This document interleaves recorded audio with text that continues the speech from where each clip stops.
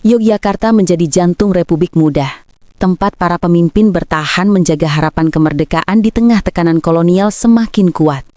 Kota sederhana itu berubah menjadi pusat perjuangan, menghubungkan rakyat, tentara, dan pemimpin dalam satu napas perjuangan.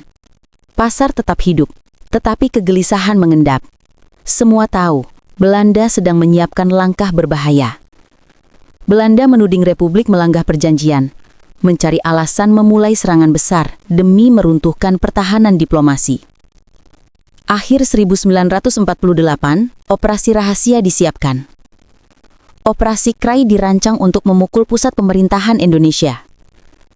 Tentara Belanda mengerahkan pesawat, panser, dan pasukan infanteri, berharap serangan kilat mampu mematahkan perlawanan. Pagi 19 Desember 1948, langit Yogyakarta bergemuruh. Pesawat Dakota menjatuhkan selebaran dan pasukan terjun payung. Warga berhamburan mencari perlindungan. Suara tembakan memecah ketenangan kota yang selama ini menjadi rumah harapan. Belanda langsung menyasar pusat komunikasi, radio, dan titik strategis agar Republik kehilangan kemampuan mengkoordinasi perlawanan. RRI Yogyakarta berusaha menyiarkan peringatan terakhir sebelum akhirnya direbut, meninggalkan keheningan yang menekan. Di Gedung Agung, Soekarno tetap tenang. Ia menolak meninggalkan kota, memilih bertahan bersama rakyatnya.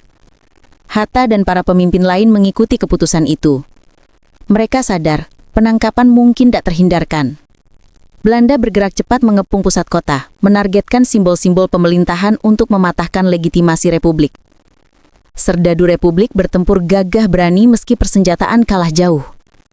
Mereka melawan dengan tekad, bukan jumlah. Di pinggiran kota, pasukan TNI melakukan perlawanan sengit, berusaha memperlambat laju musuh. Namun serangan udara dan darat Belanda terlalu kuat. Pertahanan kota mulai runtuh satu persatu. Saat Belanda mendekat, Soekarno memberi instruksi terakhir. Republik harus tetap hidup di luar Yogyakarta. Beliau akhirnya menyerahkan diri, bukan sebagai tanda menyerah, tetapi untuk mencegah korban rakyat semakin banyak. Hatta, Syahrir, dan para pejabat ditangkap dan diasingkan. Belanda mengira Republik akan mati tanpa mereka. Tetapi rencana Belanda keliru. Justru penangkapan itu membangunkan semangat perlawanan yang lebih besar. Jenderal Sudirman meski sakit keras menolak menyerah. Ia keluar dari Yogyakarta dan memimpin perang gerilya. Di atas tandu, ia memimpin komando, memindahkan markas, dan menyatukan pasukan dalam perang bergerilya nasional. Rakyat Desa mendukung penuh, memberi makan, tempat, dan perlindungan bagi para pejuang tanpa diminta imbalan. Belanda mulai kewalahan menghadapi taktik gerilya. Mereka menguasai kota, tetapi kehilangan kendali atas desa. Di luar negeri, opini internasional berubah. Dunia mulai mengecam agresi Belanda yang dianggap melanggar perjanjian. Serangan terhadap ibu kota membuat Belanda terlihat sebagai penjajah yang mengabaikan proses diplomasi. Republik kemudian membentuk pemerintahan darurat Indonesia di Sumatera, memastikan negara tetap berdiri. PDRI menjadi bukti bahwa Republik tidak mati meski ibu kota diduduki dan para pemimpin ditawan. Dari hutan dan bukit, pasukan TNI terus melancarkan serangan kecil, melemahkan moral musuh. Belanda mulai sadar bahwa kemenangan militer tidak berarti kemenangan politik yang mereka inginkan. Tekanan internasional semakin kuat. Amerika dan PBB mendesak Belanda menghentikan operasi militernya. Situasi berubah drastis. Belanda dipaksa duduk kembali di meja perundingan untuk membahas gencatan senjata.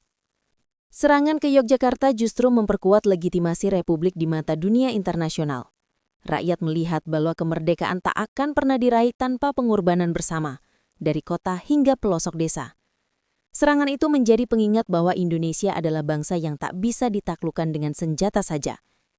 Yogyakarta kembali menjadi simbol keteguhan. Kota yang rela jatuh demi memastikan Republik tetap hidup. Semangat perjuangan itu akhirnya membuka jalan menuju konferensi meja bundar dan pengakuan kedaulatan.